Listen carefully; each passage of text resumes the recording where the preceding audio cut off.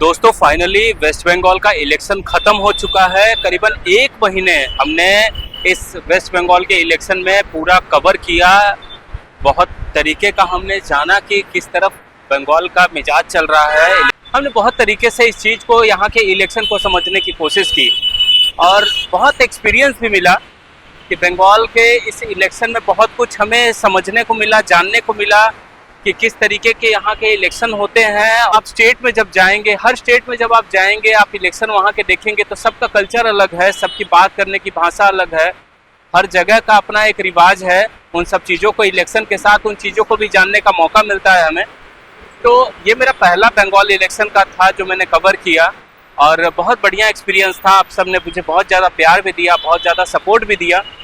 लेकिन यहाँ पे एक चीज़ है कि आप लोग, बंगाल में बहुत ज़्यादा गर्मी थी, बहुत ज़्यादा, और हमने बहुत कोशिश किया आप सबके पास हमारे बंगाल का जो इलेक्शन का सारा इन्फॉर्मेशन, जो सारा कवरेज था वो मैंने आप तक पहुँचाने की पूरी कोशिश की।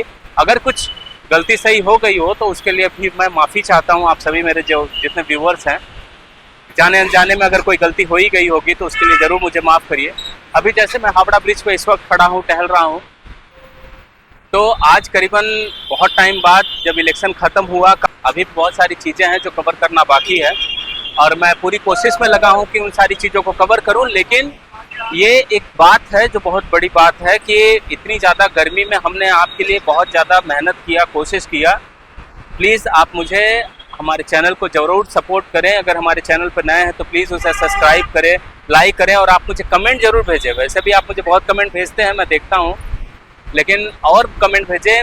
मेरी जो गलती है वो बताइए, जो मैंने का कवरेज करूं, किस किस जगह का मैं इंफॉर्मेशन आप तक कलेक्ट करके दूं, ये सारी चीज़ें मुझे आप प्लीज़ मुझे बताएंगे तो मुझे बहुत ज़्यादा अच्छा लगेगा। एक चीज़ और है कि हाँ, वेस्ट बंगाल में जो इलेक्शन था ये करना बहुत ही ज़्यादा टफ लग रहा था। टफ इन द सेंस मैं इसलिए ये बोल रहा हूँ क्योंकि बहुत ज़्यादा गर्मी थी। इतनी ज़्यादा गर्मी थी कि इसका कोई सीमा नहीं है, इतनी ज़्यादा गर्मी थी। और इस गर्मी के साथ साथ आपको मैं बताऊं कि खड़े रहना इस गर्मी में बहुत ज़्यादा मुश्किल था। खास करके कैमरा पकड़ के खड़े रहना बहुत ज़्यादा मुश्किल भरा है। अगर आप लोग, बहुत सारे मेरे जो फॉलोअर्स हैं जो कलकत्ता से हैं और बंगाल से रिलेटेड हैं, तो वो लोग जानते हैं इस चीज़ को जो मैं बोल रहा हूँ। क्योंकि गर्मी में कैमरा पकड़ के खड़े रहना, कवरेज करना, उसी में बहुत सारे लोग जो हैं कि बहुत सारे इस चुनाव में दोस्तों एक सबसे बड़ी चीज़ जो जानने को मिली और समझने को मिली, क्योंकि आप किसी और स्टेट में जाएंगे, आप इलेक्शन में देखेंगे जाके, तो बहुत सारी पब्लिक है जो कि आप एक पब्लिक से, खास करके आप कहीं और जाइए, एक जन से अगर आप एक जन से पूछेंगे कि चुनाव का हाल, तो साथ में 2-4 जन और आके बताने लगेंगे आपको। लेकिन यहाँ बिल्कुल इसके उल्टा है। यहाँ उल्टा इस तरीके से है कि बंगाल इलेक्शन के बारे में बहुत सारे लोग, जो यहाँ की जनता है, बहुत ज़्यादा बोलना नहीं चाहती है।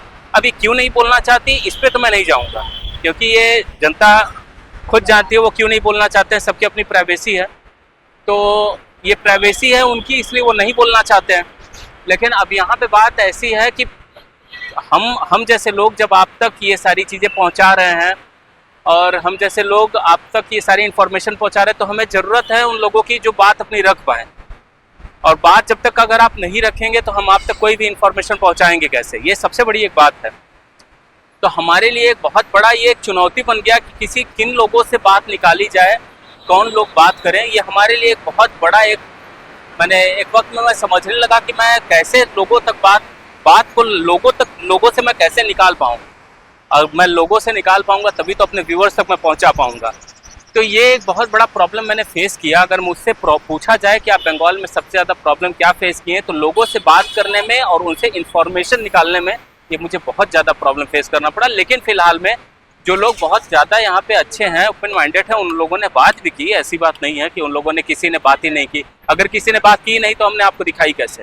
तो बहुत सारे लोगों ने बात किया, बहुत सारे लोगों ने ऑफ द रिकॉर्ड बात किया, ऑफ द कैमरा बात किया।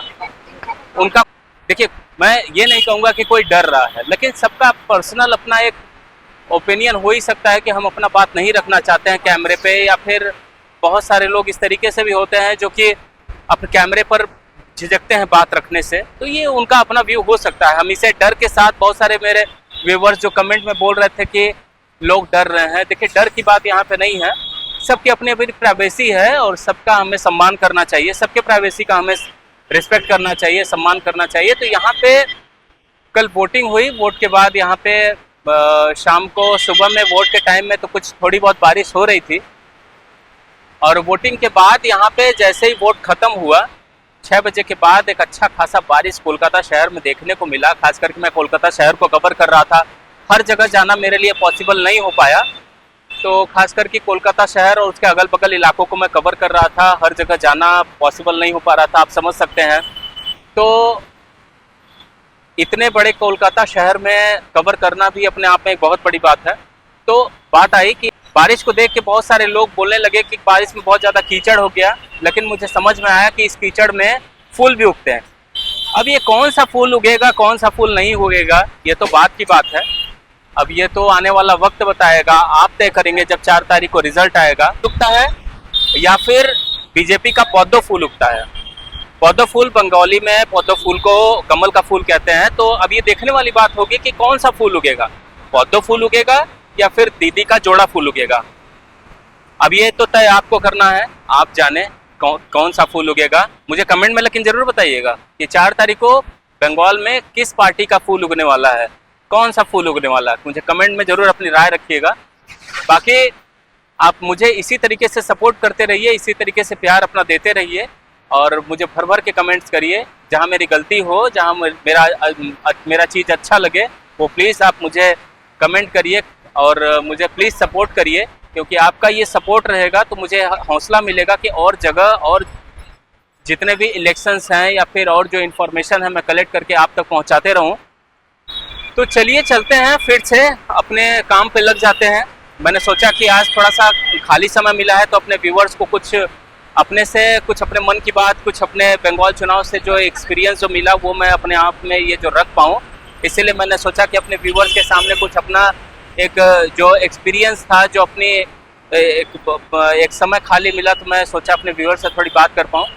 तो चुनाव से बहुत कुछ सीखा भी और बहुत कुछ जाना भी। तो अब जो सीखा है आने वाले टाइम में जो मैं उसको इम्प्लीमेंट करूँगा तो आपको समझ में आएगा। लेकिन चलिए किसी और इलाके में चलते हैं, कुछ और दिखाते हैं।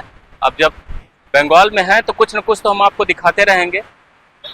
चलिए कुछ और आपको दिखाने की कोशिश करते हैं, कुछ और जो आपको बहुत अच्छा लगे, जो बंगाल को आप और अच्छे तरीके से समझ पाएँ, यहाँ के कल्चर को समझ पाएँ। बंगाल बहुत खूबसूरत जगह है, कभी समय मिले तो बंगाल आइए, हावड़ा ब्रिज आइए। हावड़ा ब्रिज के पास जो गंगा है ये अपने आप में बहुत ही बेहतरीन दिखने को लगती है, बहुत बेहतरीन। इधर गंगा है, मेरे बगल में हावड़ा ब्रिज आप देख रहे हैं, सामने हावड़ा स्टेशन है, पीछे में पूरा कलकत्ता शहर बसा हुआ है। तो ये एक बहुत बड़ी खूबी है, बहुत एक अच्छी चीज़ है जो कि आपको समझना चाहिए। जब भी वक्त मिले तो एक बार कोलकाता जरूर आइए, बंगाल आइए।